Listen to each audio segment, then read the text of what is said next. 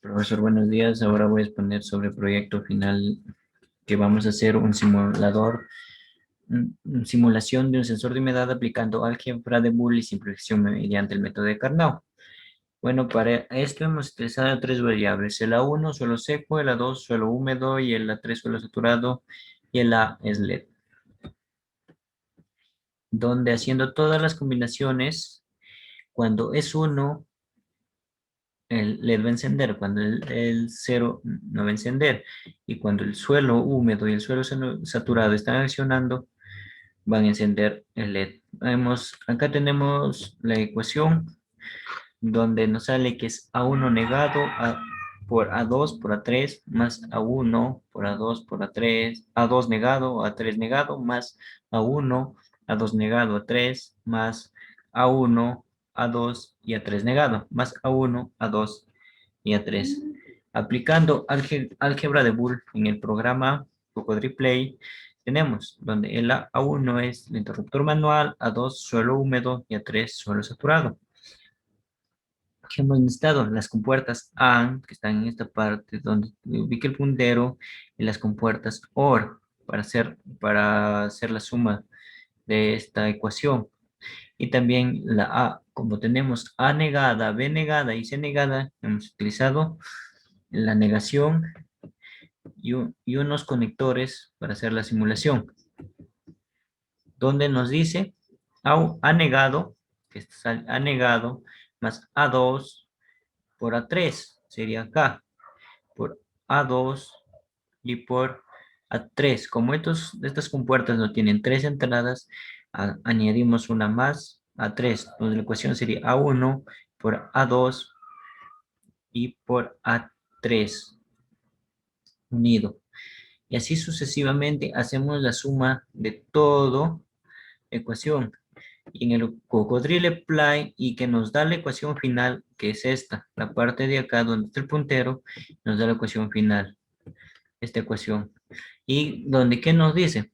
En el Cocodrileply nos dice que si el suelo está húmedo, el suelo saturado y los dos sensores están accionados, debe encender el LED, y correctamente enciende el LED, y lo comprobamos.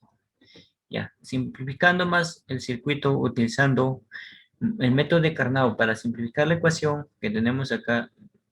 Para simplificar la ecuación, como se muestra en la siguiente tabla, ya nos da una ecuación más corta, más pequeña, dice, donde acá simplemente tenemos el interruptor manual, el sensor de humedad, suelo húmedo y suelo saturado, donde nos dice que A2 por A3, A2 por A3 tenemos con esta compuerta AND, y sumado el A1, que es la compuerta OR, por el A1.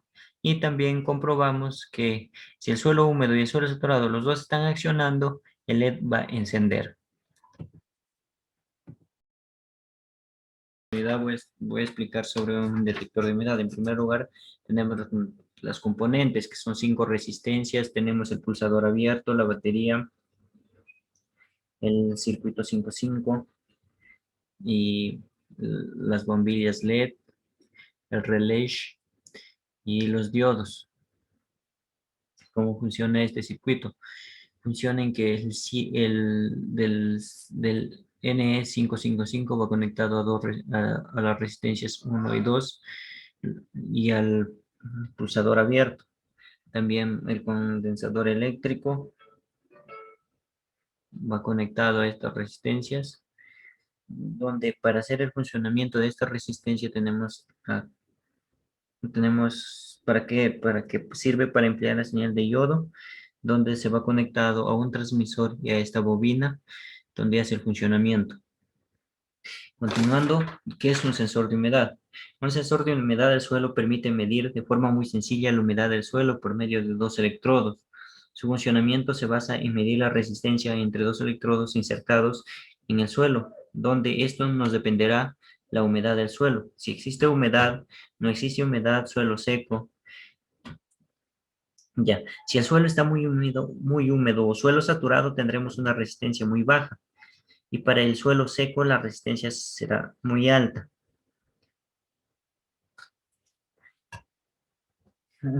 Ya, continuando, Continuando, vamos a verlo mediante una simulación que consiste en que vamos a simular ahora entonces. Tenemos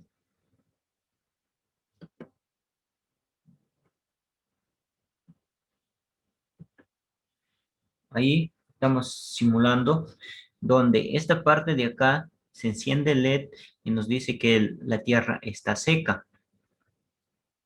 El terreno está seco, prende el LED 2 más la bombilla.